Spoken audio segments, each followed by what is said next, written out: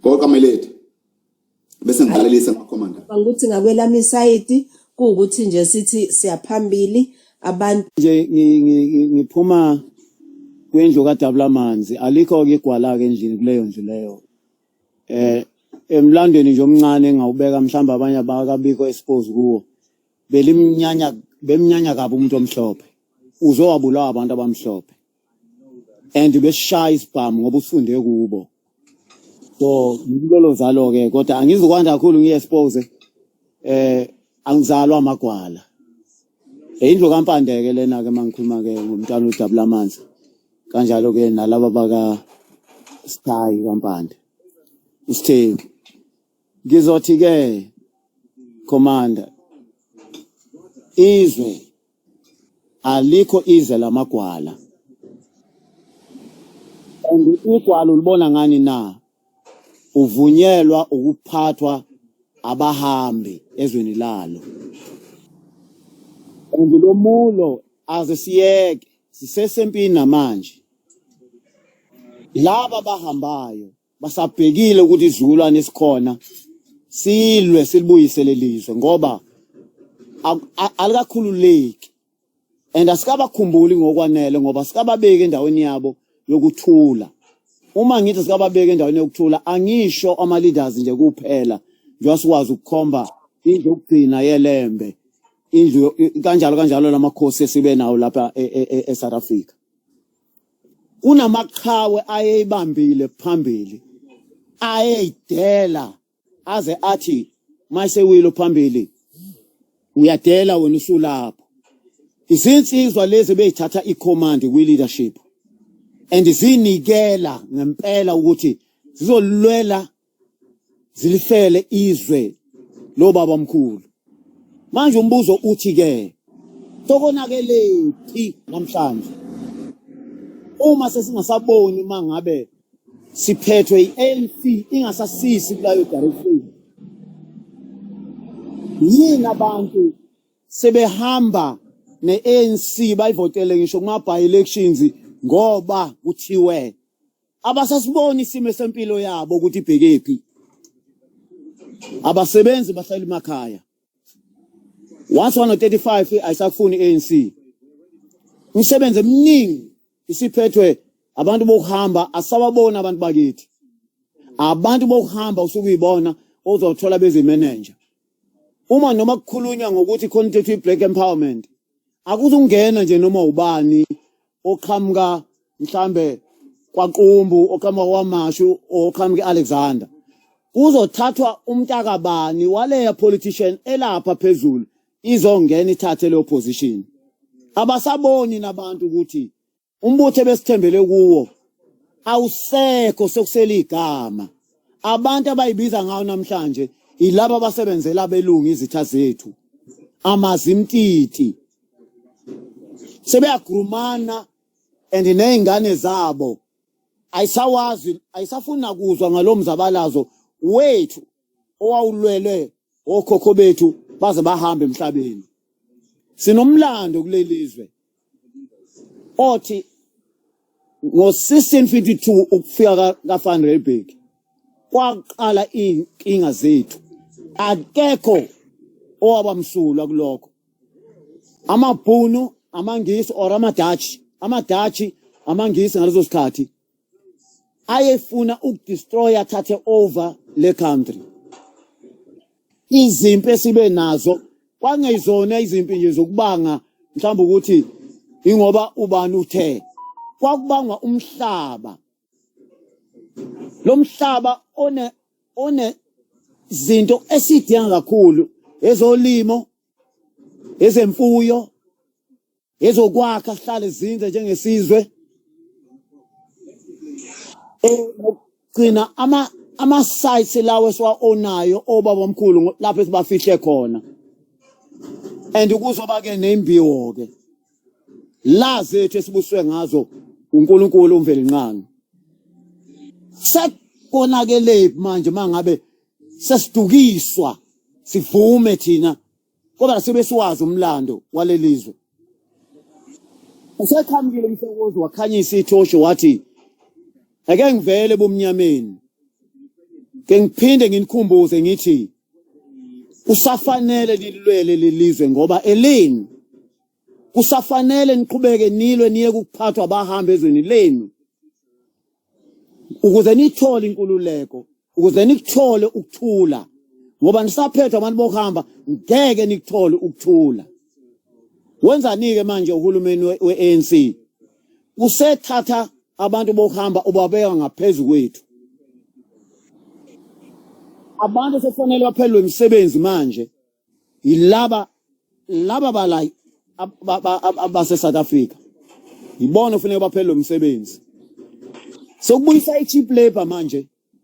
sokukhulunywa ngani ngale GDP ukuthi inteke ngoba manje sebeqalile sebedesigner isystem la khona sizocompete nama foreigner lawa cheap labor ukuze le GDP ibe ngcono le GDP makhunywa ngayo ke akuwona umnotho wethu akuwona umnotho sezandleni zethu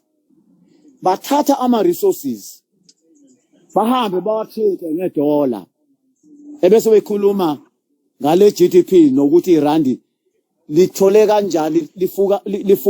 lifukume lithe malifukula lafukuleka kangakanani ngale foreign currency but aligain lutho abantu kuyibona ababenefitayo yilaba base Europe ngoba bathatha lama resources bahambe bawa refiner le eEurope baphinde bawabuyise bathi sesiyanithengisela South Africa uyabona lento iyaqhubeka ngisho uhulumeni wethu uCupcake uyidlala emini ukwayidlala isekhasi yakhe ama South Africans adideka nakho ngenkathi ethi khona amalahle awahambe akumele kube amalahle siyawasebenzisa ukuphehla ugesi ngoba sidinga ne global warming global change climate change what awahambe aye Europe uma Europe ethatha lo 8.5 billion ethatha wona akuhamba amalahle lokho enikwenzayo isibusiso sethu seyizukulwane nezizukulwane sihambe siyofita amankengane zizophila kamnandi ngoba izinto zendlala le kufuneka kulambe thina lapha nisatshontsha nishawe ngelo shedding masithenga ugesi kufuneka sikhiphe fortune ukukhanyisa going to suffer the consequences ukhoke u50 rand a day ukuze ikhanye indlu yakho this is what is happening right now how much more ke laba ke bengeba afford u50 rand a day ukuze kukhanye endlini usethathe lo 8.5 billion uzopromota into yecompany zalaba abantu abathi sokunika u8.5 billion izinto ezesola lezo zama IPPs icompany zethu la South Africa akuzone zethu uMotsepe udlala istokfela sakhe nayo uCupcake njengefamily ayibenefit lutho South Africa i-company eziningi ezifundwa ozisebenze under umbrella yalama bank ala South Africa kakhulukazi leli Nedbank njoba kuyibona baselecte i-CEO ka-Eskom iqhamuka lapha abafandi thina bafanda i-company ezideploye from Europe ukuzolungiselela eSouth Africa ukuthi mayiphume kwi-coal uma ubuka i-pollution or i-emission yokungcola komoya la eSouth Africa we are less than 4% but amazwe njengo-China, Germany, Europe nayi America they surpass 20%. Manje does it make sense uyabuyela kuCupcake uma khulunywa ngalento ye-climate change uthi ufuna i-Africa idinga angazi about how many trillions ukuze be right isimo salana bangakusana ngalonto leyo uyasuka iyadampa lento iyashiwa ngoba vela kuqondiwe it's not about climate uzorecolonizwa amazwe ase-Africa siyashawa la thina siyabanjezelwa la badirela ngisho ipolitiki bayenze into yabo ukuze ikwazi kubaserva in the near future sebesikhethela omongameli abazokhuluma le language yabo and umuntu omnyama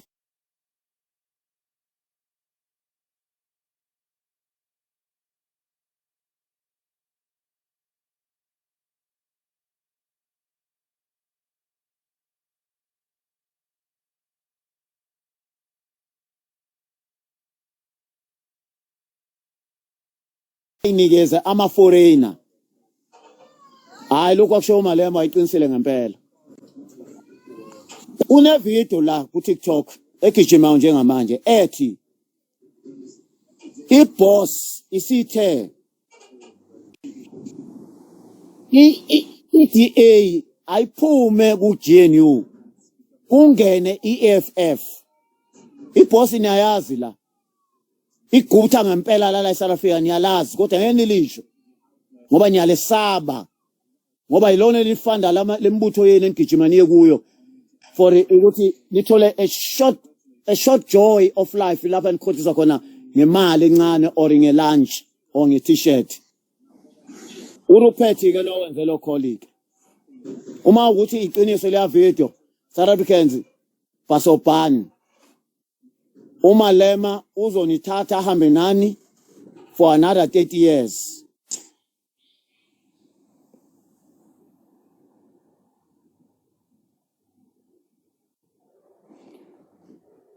Awusezwakala commander, awusezwakala my lady. Commander Makeba ngisakuzwa. Kwenzekeni commander. Nisamuzwa commander Makeba bafowethu mhlambe ucishela ngakimi kuphela. Sesifuna ukuyiphathela thina izwe lethu. Ma South Africa ukani asekho esinye isikhathi sikamsholozi ukuthi aphinde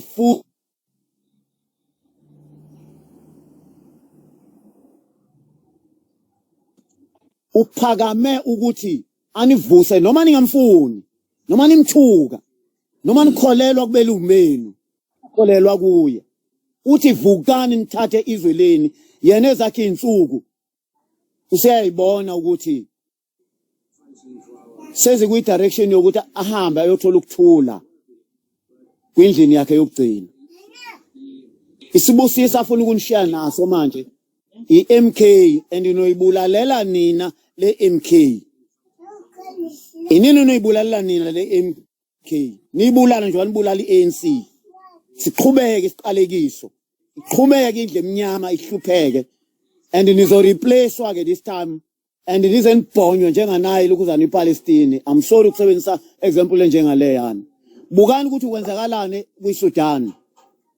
Akukho umuntu ofuna ungenelela le nto even no cupcake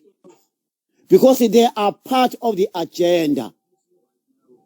La madola enwabonayo ayitholakala lapha kwiphalaphala awayingenelanga la madola lawana. Ane story ukuthi anitshelwa.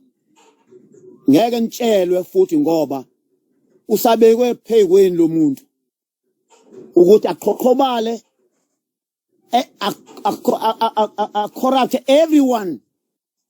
ongabe userve abantu base South Africa. Siyawubona institutions ukuthi collapse kanjani.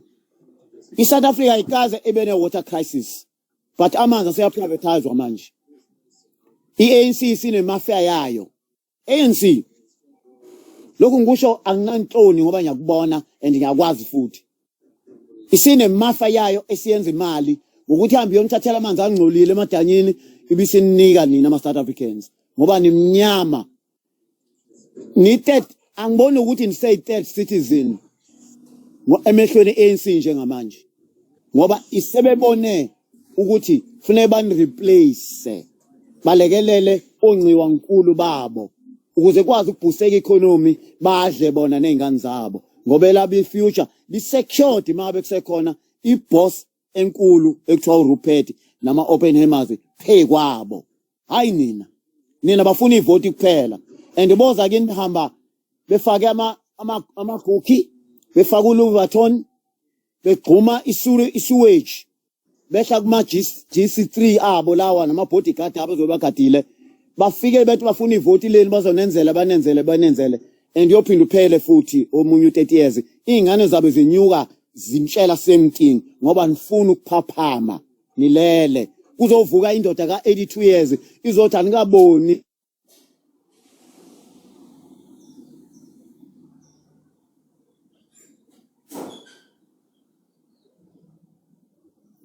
the trial wena ke uyoba yini mina ngiphume ngina 15 years ngayozabalazela nina njoba sesinama 2000 namhlanje lawa ngena future by the way abantwana bethu naba baya kuma college and college baya kuma universities bazobe struggle ukuthola indawo yokuhlala bazoba nenkinga kala NSFAS usazophinda futhi nabaphumayo babe nenkinga ukuthi bangawuthola umsebenzi umbuzo wami ukuthi ke bazophelela phi labantwana yini ezobavimba ukuthi bangapheleli bagcine bephelele emgwaqeni bebe human waste badle upowder baphenduke isilulu sama foreigner azobakhohlisa ngemali bagcola ama club nama tavern ngoba befuna i short time joy a moment. South Africans akusekhona isikhathi sokudlala lesi akukhona isikhathi sokuhwebhana isitha sesiyuza abanye bethu asilwe simsupport umsholozi sisuke kule nkinga ngo2026 ngiyabonga commander bengithi nje ngifakelele futhi unqolele kuba mde ngoba indlu yakithi iyadabukisa angifuni ukukhohlisa uhamba nje uthi ayihambela nje ngenyawo usizi lodwa umama ngisho nasemntwaneni ngiyabonga commander commander